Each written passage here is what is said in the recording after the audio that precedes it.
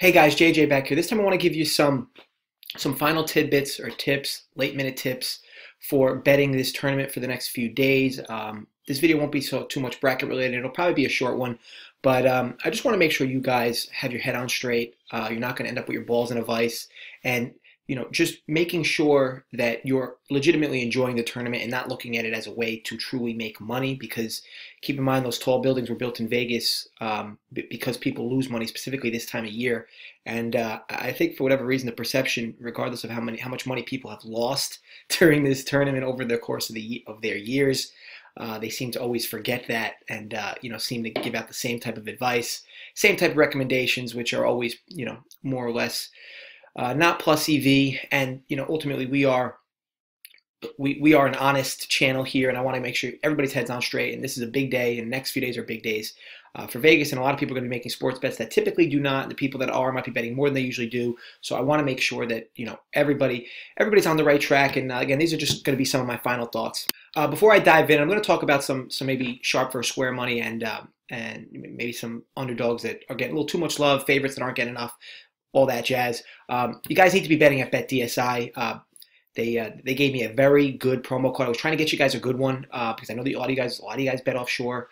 Maybe you live offshore, whatever.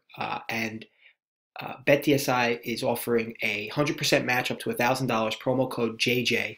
That'll get you a gigantic bonus. Make sure you sign up. And also, just for signing up using my promo code, you'll get a free entry into the bracket, which first place is $1 million. You'd be crazy not to do it. Again, I'll have the link in the description for the video. But other than that, if you just go to betdsi.com, when you go to sign up, promo code JJ, you'll get that free entry and that free match of 100% up to $1,000. Okay, so something to keep in mind with the tournament is that a lot of people will be very undisciplined here, betting numbers that aren't favorable, betting spots that aren't favorable. I mean, keep in mind, this time of year is where the lines are the tightest that you'll see them. Yet you'll find people betting like, the 16-game slate today, the 16-game slate tomorrow. You'll see people betting 10 games, literally just rolling one game into the next. If a game wins, where am I going to bet it now? Or maybe they'll have 3 or 4 bets in play at once. As those win, they just keep rolling them in. You need to know where you want to bet, and limit yourself to 5 or 6 bets per day. I mean, look, I have that package that I'm offering, and even in that, it's 5-6 bets for today and tomorrow. There's nothing crazy. I'm not sitting here, putting people's, necks inside the vice. Everything. You need to be controlled, and you need to be looking for favorable spots, favorable numbers. Now, with this in mind, I want to talk about some of the dogs which are getting a tremendous amount of love. Okay, New Mexico State's getting a lot of love versus Auburn. Vermont's getting some love against Florida State. UC Irvine's getting a ton of love against Kansas State. Murray State is getting a lot of love versus Marquette. Belmont's getting a lot of love now recently against Maryland, since that game just completed about a day or so ago. Northeastern is getting a lot of love against Kansas. Yale versus LSU. Yale on that side as well. You need to keep in mind that basically what's going to happen is ESPN is going to give out their takes for the previous 3 days, and people are going to let that all soak in, and then they're going to start convincing themselves that these things need to happen. And then what they do is they start building their brackets. They pick upsets, and when they pick the upsets in their brackets, they think, oh, now I got to my bracket, let me double down and bet on them money line, or bet on them plus the points. And none of it's warranted. I mean, look, at the end of the day, March Madness is a complete randomness of a tournament. That doesn't mean you can't find favorable numbers where you can. I mean, a lot of these dogs that people are betting, the numbers have come down so far that the lines are very fair, and it's silly to be promoting these lines when you could have got them if you bet them Sunday night or Monday when they were released. When you could have got them about 3 or 4, even some of them 5 points higher. So to me, I find it crazy that there's all these media outlets pumping these bets to make when the lines were so much better. I mean, about a few days ago. So just to give you a quick tip, I know a lot of people like New Mexico State because of the elevation, the air elevation there, and Auburn might be tripping up after their conference tournament win. I'm not saying who's going to win or who's not going to win, but I just think there's a tremendous amount of public on New Mexico State, and I don't know if it's exactly warranted. Vermont's come down a few points against Florida State. Look, Florida State is very Jekyll and Hyde. They could beat this team by 40, or I guess they technically could lose straight up. So just keep in mind that don't go too crazy. If you're just because you're betting in your bracket, don't go too crazy and then just start turning around and firing it away on sports bets.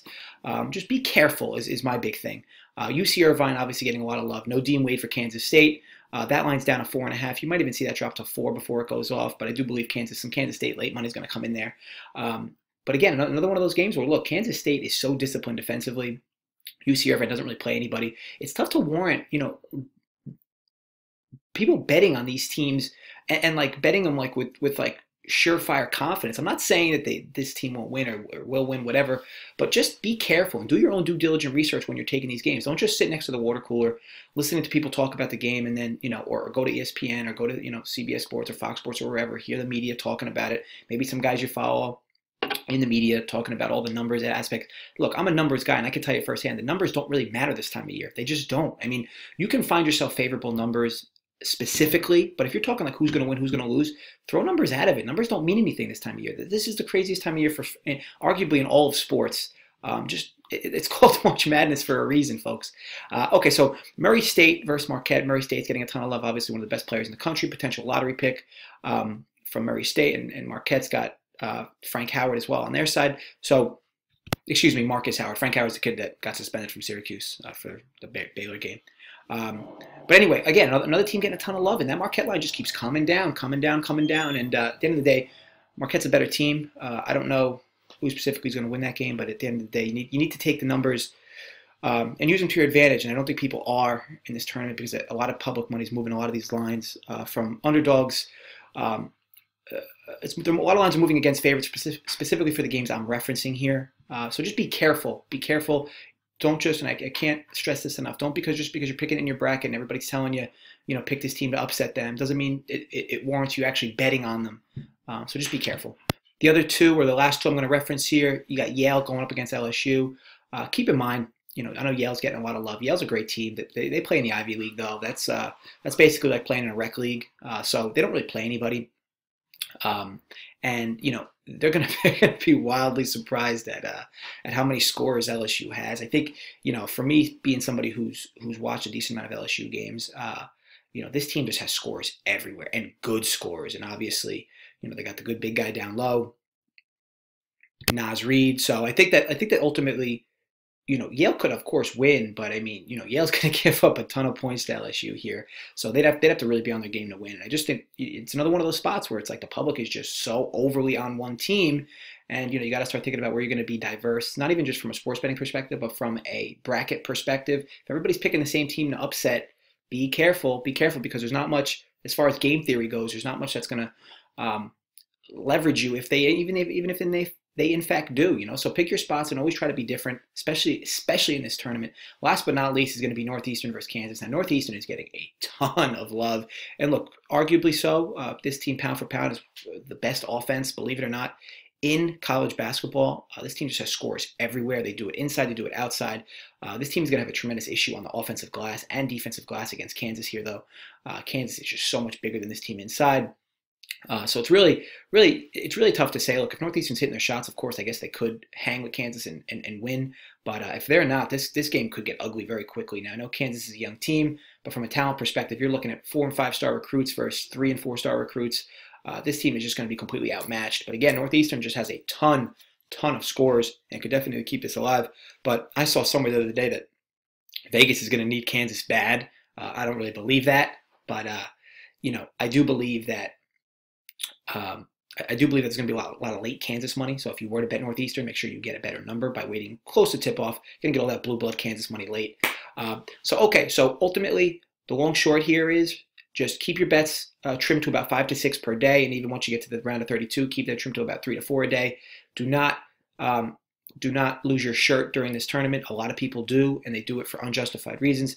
Keep yourself disciplined. Stay in your lane. And look, at the end of the day, enjoy the tournament. Watch it with friends, family. Watch it while you're at work, whatever suits your need. But at the end of the day, ultimately, enjoy the tournament. Good luck. I want to thank you guys for watching. Subscribe if you aren't. If you enjoyed the video, give it a thumbs up. And I'll probably give you guys a free pick for tomorrow. I know I didn't give you a free pick today. I want to let the tournament start for the guys that subscribe to the package. But I will probably give you one free pick for tomorrow. There's a few games that I really like, but I'll give you one that I probably like the most. So I want to thank you guys again for watching the video, staying loyal to the channel. Please feel free to drop a comment below, maybe some upsets you like. I know the tournament's going to start in the next few hours, but would love to hear your thoughts on who you think is going to upset today or tomorrow. So happy to comment back there. I want to thank you again for watching, and I'll see you guys soon.